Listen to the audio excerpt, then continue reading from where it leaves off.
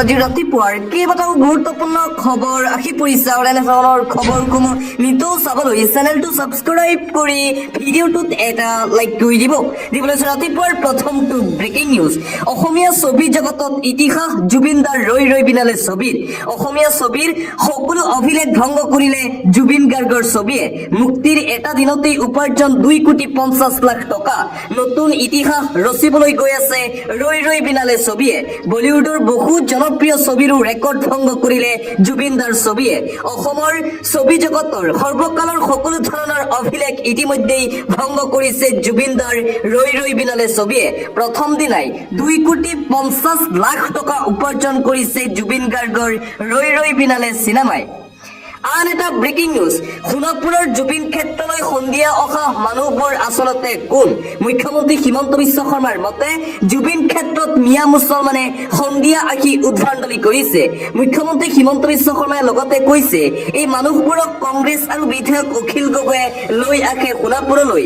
এক প্ৰকাৰ মানৱতাৰ কথা কোৱা জুবিন গাৰ্গৰ নামতো ঘৃণনীয় ৰাজনীতি আৰম্ভ কৰিছে মুখ্যমন্ত্ৰী হিমন্ত বিশ্ব শৰ্মাই। এতিয়া প্ৰশ্ন হয়, নিজকে ৰজাৰ পৰিচয় দিয়া মুখ্যমন্ত্ৰী হিমন্ত বিশ্ব শৰ্মাক এনেবোৰ বিষয়ত বুজাব কোনে? কিন্তু ৰাইজে যে কথাবোৰ বুজি পোৱা হৈছে সেয়াও সত্য। জুবিন ক্ষেত্ৰত যিসকল ৰাইজ আহে তেওঁলোক মিয়া মুছলমান হয়নে? প্ৰকৃততে সকলোবোৰ মানুহ মিয়া মুছলমান হয়নে? তাক লৈ এতিয়া প্ৰশ্ন উত্থাপন হৈছে। মুখ্যমন্ত্ৰী হিমন্ত বিশ্ব শৰ্মাৰ মন্তব্যৰ বিপৰীতে এতিয়া মুখ্যমন্ত্ৰী হিমন্ত বিশ্ব শৰ্মাৰ বিৰুদ্ধেই সৰব হৈ পৰিছে জুবিন ক্ষেত্ৰত উপস্থিত হোৱা জুবিন গাৰ্গৰ হাজাৰ হাজাৰ অনুৰাগী। আন এটা ব্ৰেকিং নিউজ এই মুহূৰ্তত আহি পৰিছে। মিয়াৰ বিৰুদ্ধে পুনৰবাৰ যুদ্ধ ঘোষণা কৰিছে অসমৰ মুখ্যমন্ত্ৰী ডক্টৰ হিমন্ত বিশ্ব শৰ্মাই। মুখ্যমন্ত্ৰী হিমন্ত বিশ্ব শৰ্মাই কৈছে, মই যেতিয়ালৈকে মুখ্যমন্ত্ৰী হৈ থাকো মিয়া মুছলমানৰ লগত মোৰ যুদ্ধ চলি থাকিব। অসমত মিয়া মুছলমানৰ লগত সদায় যুদ্ধ চলি থাকিব হিমন্ত বিশ্ব শৰ্মাৰ। জুবিন গাৰ্গৰ মৃত্যু হ'ল, তাৰ কাৰণে মিয়াসকল ৰক্ষা পৰিল, এইটো নহয়। জুবিন গাৰ্গক ন্যায় দিয়াৰ পিছতেই পুনৰবাৰ লাখ লাখ মিয়াক উচ্ছেদ কৰা হ'ব। আমি জুবিনকো ন্যায় দিম, অনুপ্ৰৱেশকাৰী মিয়া মুছলমানকো কষ্ট দিয়েই থাকিম। এইদৰে মিয়া মুছলমানৰ বিৰুদ্ধে পুনৰবাৰ আক্ৰমণাত্মক ৰূপত দেখিবলৈ পোৱা গৈছে অসমৰ মুখ্যমন্ত্ৰী ডক্টৰ হিমন্ত বিশ্ব শৰ্মাক। কেৱল মাত্ৰ জুবিনদাৰ বাবেহে মিয়া মুছলমান ৰাইজসকল বাচি থাকিল। কেইদিনমান পিছতেই 10 ডিচেম্বৰৰ পিছতেই ৰাজ্যত পুনৰ আৰম্ভ কৰিব সৰ্ববৃহৎ উচ্ছেদ অভিযান। মিয়া মুছলমান ৰাইজক শান্তিত থাকিব নিদিয়ে মুখ্যমন্ত্ৰী হিমন্ত বিশ্ব শৰ্মাই। যেতিয়ালৈকে মুখ্যমন্ত্ৰী হিমন্ত বিশ্ব শৰ্মা আছে তেতিয়ালৈকে মিয়াৰ বিৰুদ্ধে যুদ্ধ চলি থাকিব বুলি ঘোষণা কৰিছে খুদ মুখ্যমন্ত্ৰী শৰ্মাই। আন এটা গুৰুত্বপূৰ্ণ খবৰ, 10 ছেপ্টেম্বৰ বুমেৰাং। এইবাৰ মুখ্যমন্ত্ৰী হিমন্ত বিশ্ব শৰ্মাৰ মুখত 10 ডিচেম্বৰৰ কথা। গৌৰৱ গগৈ 100% পাকিস্তানৰ এজেণ্ট। 10 ডিচেম্বৰত জুবিন গাৰ্গক ন্যায় দি গৌৰৱ গগৈৰ বিৰুদ্ধে লাগিব মুখ্যমন্ত্ৰী হিমন্ত বিশ্ব শৰ্মা। মুখ্যমন্ত্ৰী হিমন্ত বিশ্ব শৰ্মাৰ মন্তব্য, পুনৰ মুখ্যমন্ত্ৰীৰ মুখত গৌৰৱ গগৈৰ পাকিস্তান সংযোগৰ প্ৰসংগ শুনিবলৈ পোৱা গ'ল। যোৱাকালি পুনৰবাৰ গৌৰৱৰ বিৰুদ্ধে সৰব হৈ পৰিছে মুখ্যমন্ত্ৰী শৰ্মা। 10 ছেপ্টেম্বৰ পাৰ হ'ল, এতিয়া মুখ্যমন্ত্ৰী হিমন্ত বিশ্ব শৰ্মাৰ মুখত নতুন তাৰিখ অহা 10 ডিচেম্বৰ। 10 ডিচেম্বৰত হেনো গৌৰৱ গগৈৰ পাকিস্তান লিংক ফাদিল কৰিব মুখ্যমন্ত্ৰীয়ে।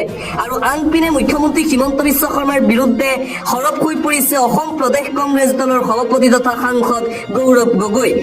কংগ্ৰেছৰ বাঢ়ি অহা শক্তি দেখি ভয় খাইছে মুখ্যমন্ত্ৰী হিমন্ত বিশ্ব শৰ্মাই। সেইবাবে এনে কথা কৈ আছে, কংগ্ৰেছক ভয় কৰিব নালাগে, অসমৰ ৰাইজক ভয় কৰক মুখ্যমন্ত্ৰী হিমন্ত বিশ্ব শৰ্মাই। আজি থকা গৃহমন্ত্ৰীৰ পদটো বা 24জনকৈ চিকিউৰিটি সদায় নাথাকে। ক্ষমতা যোৱাৰ পিছত ৰাইজৰ মাজতেই থাকিব লাগিব হিমন্ত বিশ্ব শৰ্মা। গতিকে অসমৰ ৰাইজক ভয় কৰক। মুখ্যমন্ত্ৰীক সোঁৱৰাই দিলে APCCৰ সভাপতি তথা যোৰহাট সমষ্টিৰ সাংসদ গৌৰৱ গগৈয়ে। জনজাতিকৰণৰ দাবীত উজনি অসমত এই তীব্ৰ প্ৰতিবাদী কাৰ্যসূচী দেখিবলৈ পোৱা গ'ল। নিতৌ জনজাতিকৰণৰ দাবীৰে হাজাৰ হাজাৰ খিলঞ্জীয়া ৰাইজ একত্ৰিত হৈ হিমন্ত বিশ্ব শৰ্মা আৰু বিজেপি চৰকাৰৰ বিৰুদ্ধে উজনি অসমৰ ৰাজপথত কৰিছে তীব্ৰ প্ৰতিবাদ। আন এটা গুৰুত্বপূৰ্ণ খবৰ, হাতসাগৰ 13 নদীৰ সিপাৰে মক্কা শ্বৰীফত জুবিন গাৰ্গলৈ শ্ৰদ্ধাঞ্জলি। মুছলমান লোকে শ্ৰদ্ধাঞ্জলি জ্ঞাপন কৰিছে জুবিনদালৈ। সাতসাগৰ 13 নদীৰ সিপাৰে জুবিনৰ ন্যায়ৰ বাবে দোৱা মক্কা শ্বৰীফত জুবিন গাৰ্গৰ বাবে দোৱা ইছলাম ধৰ্মাৱলম্বী লোকৰ অসমৰ পৰা যোৱা ইছলাম ধৰ্মী লোকৰ আদৰণীয় পদক্ষেপ উমৰা সম্পূৰ্ণ কৰি জুবিন গাৰ্গৰ ন্যায় বিচাৰি দোৱা জুবিন দেশৰ মানুহ বুলি নিজকে চিনাকি দিলে অসমৰ দলটোৱে অসমৰ ভিন্ন প্ৰান্তৰ পৰা মক্কা শ্বৰীফলৈ গৈছিল লোকসকল সাতসাগৰ 13 নদীৰ সিপাৰে মৰমৰ জুবিনদাৰ ন্যায়ৰ বাবে ইছলাম ধৰ্মাৱলম্বী লোকৰ দোৱা দেখিবলৈ পোৱা গ'ল মক্কা শ্বৰীফত মন্দিৰত পদপিষ্ট হৈ 10 জনৰ মৃত্যু হাহাকাৰ অৱস্থাৰ সৃষ্টি হৈছে সমগ্ৰ ভাৰত জোকাৰি যোৱা শোকাবহ ঘটনা সংঘটিত হৈছে মন্দিৰত পদপিষ্ট হৈ হাহাকাৰ অৱস্থাৰ সৃষ্টি বৰ্তমান পৰ্যন্ত 10 জনৰ অকাল মৃত্যু হৈছে বুলি জানিব পৰা গৈছে মৃতকৰ সংখ্যা বৃদ্ধি পোৱাৰ পূৰ্ণ সম্ভাৱনা আছে 50ৰো অধিক লোক গুৰুতৰভাৱে আহত হৈছে বুলি জানিব পৰা গৈছে হাজাৰ হাজাৰ ভক্ত সমবেত হোৱা মন্দিৰত